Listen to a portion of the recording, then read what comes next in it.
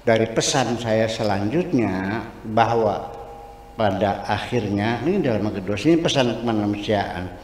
Selama ini wahai kekasihku, alinea kedua halaman 2 ya. Selama ini wahai kekasihku, berbagai tekanan yang engkau rasakan di dalam hatimu adalah sebenarnya hasil dari ciptaan dirimu sendiri. Hasil ciptaan dirimu sendiri. Penderitaanmu itu adalah ciptaan pikiranmu sendiri. Anda yang mencipta, Anda yang membuat premis-premis, Anda yang membuat silabus-silabus, Anda yang mengambil konklusinya. Seperti itu. Berdasarkan pikiran Anda. Jangan pernah mengatakan saya menderita hidupnya, susah, mobil nggak punya, motor nggak punya, TV nggak punya, terus nggak punya. Siapa bilang orang yang punya TV, mobil itu sengsara? Nenek saya dulu nggak punya kulkas, nggak punya mobil, nggak punya motor kok. Kenapa? Bisa bahagia kok. Karena waktu itu belum ada kulkas. Jadi sejak kapan Anda menderita tidak punya kulkas? Ya pikiran Anda sendiri. Iya kan? Jadi kebahagiaanmu, kesengsaraanmu itu adalah dicipta oleh dirimu sendiri. Bukan kami yang menzalimi mereka, kata Tuhan, tapi mereka yang menzalimi diri mereka sendiri. Walakin anfusahum yazlimun. Aku tidak menyengsarakan mereka, tapi mereka sendiri yang menyengsarakan dirinya sendiri. Nah, dari mana asalnya? Dari otakmu sendiri.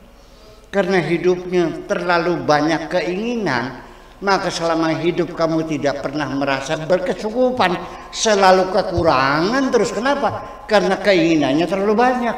Disuruh siapa? Nah, maka rumusnya kembali, kalau Anda ingin berkecukupan, cobalah keinginanmu dibatasi, disensor, diseleksi, jangan dimunculkan semuanya. Kalau keinginanmu dilepas begitu, berapapun uangmu tidak akan pernah cukup. Betul nggak? Mobil ingin nggak? Ingin. Pengen beli rumah di Jakarta yang harganya 150 miliar nggak? Pengen punya pesawat kayak Bu Susi nggak? Pengen punya lokomotif nggak? Semuanya pengen semua. Nah, orang kalau sudah punya kepengenan, itu akan terdorong secara otomatis, termotivasi kita bekerja keras. Kalau berhasil Anda senang, kalau tidak berhasil Anda kecewa. Artinya semakin banyak Anda berkeinginan, semakin banyak Anda mengalami kekecewaan. Ingat baik-baik, saya tidak pernah kecewa tidak jadi bupati. Tahu apa sebabnya? Karena saya tidak pernah ingin jadi siapa yang kecewa tidak jadi bupati? Orang yang kepengen jadi bupati. Orang miskin itu tidak akan pernah kecewa ketika dia tidak pernah ingin jadi orang kaya. Bisanya kecewa karena dia itu miskin, tetapi dia pengen jadi orang. Betul nggak? Dari mana keinginanmu? Dari membandingkan dirimu dengan orang lain. Sejak kapan Anda pengen beli kulkas? Sejak Anda melihat orang zaman dulu nggak pernah lihat kulkas, pengen buas nggak? Jadi rumusnya kembali lagi bahwa kesengsaraanmu adalah dicipta oleh dirimu sendiri. Kebahagiaanmu dicipta oleh dirimu sendiri. Itu yang jadi persoalan. Ini pengalaman kemanusiaan. Boleh Anda bercita-cita, tetapi diukur dengan kapasitas yang Anda miliki, kemampuan yang Anda miliki, dan kelayakannya. Anda tinggalnya di kampung Berungut, ya, yang tanahnya masih tanah liat, mau beli pengen punya mobil Rolls Royce, di Indramayu pengen beli pesawat helikopter, di mana melandasnya, ini ngubung-ngubungan tah, dan suruh digendeng gitu. Ya pakai kira-kira semuanya itu, betul nggak? Jadi artinya Anda sekolahnya kelas berapa? Yang SD yang gak tamat gak pengen jadi profesor doktor, gimana lagi? Pengen jadi dosen di IAIN. Pak Tata kan ini dosen ini. Iya, jadi wajar. Nah ketika Anda bercita-cita pengen jadi rektor, ya kan tinggal sejengkal lagi, nggak ada masalah. Ya tapi kalau Pak Ibnu yang tidak pernah jadi dosen, ya gimana? Ya ngakal dong, betul nggak?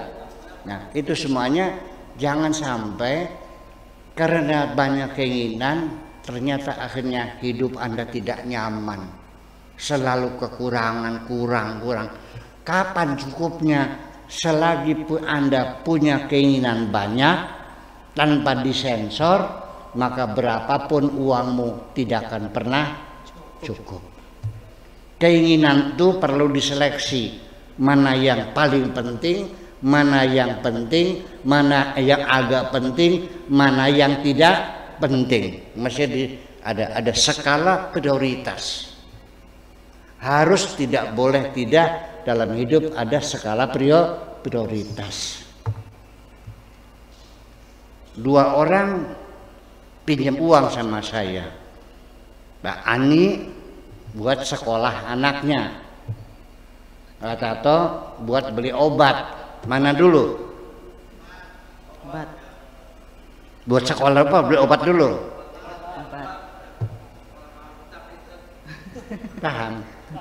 Iya, kalau sekolah kan bisa ditunda, bulan depan juga bisa. Kalau obat harus sekarang. Itu. Nah, nanti setelah ada skala prioritas, yang muncul nanti adalah yang real kebutuhan hidup. Nggak banyak kebutuhan tuh. Makan, pakaian, sandang, pangan, papan. Itu yang semua orang butuh rumah nggak? Butuh makan nggak? Betul nggak? Betul. Terus butuh apa lagi? Pakaian juga, macam telanjang. Ini kan kebutuhan. Itu pun kebutuhan standarnya yang paling minimal supaya murah meriah. Perlu rumah? Seperti apa? Yang penting asal tidak bocor. Murah nggak? Perlu kawin nggak? Butuh nggak kawin? Yang penting asal perempuan. Makan butuh nggak? Butuh. Yang penting asal kenyang. Ketika Anda minta sama Allah, yang penting asal kenyang, ternyata dikasih sambal goreng, dikasih sate, ya alhamdulillah. Ketika dikasihnya ikan asin sama sambal, juga alhamdulillah. Itu persoalannya kok. Jadi cobalah kita pakai standar yang paling minimal supaya hidup kita nyaman. Kalau kita cita-citanya yang penting rumah, yang penting tidak bocor, dapat rumah gubuk, nggak ada masalah. Dikasih gedung, ya alhamdulillah. Betul enggak? Nah, itu makanya kalau Anda ingin bahagia, banyaklah bersyukur kepada Allah Subhanahu wa Ta'ala. Dikasih duit banyak, alhamdulillah. Dikasih duit sedikit, alhamdulillah. Tidak dikasih duit, duitnya hilang, nggak dapat suami, alhamdulillah. Ketemu sama pacar, alhamdulillah. Ngajak kawin, punya suami, suaminya selingkuh. Itulah. Ada batasnya nggak? Tidak. Bersyukur tanpa batas. Walakal hamdu ala ma qadait. Ini karena fatayat ya, orang Hindu ya. Kunut kan berarti? Kunut nggak?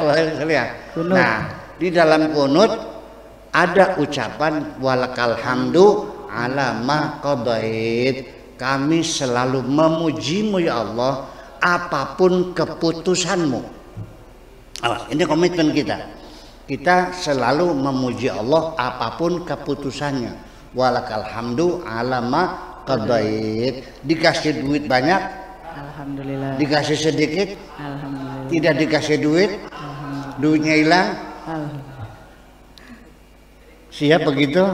Siap. Kalau Anda bisa hari ini, Anda sudah berada di dalam sorga.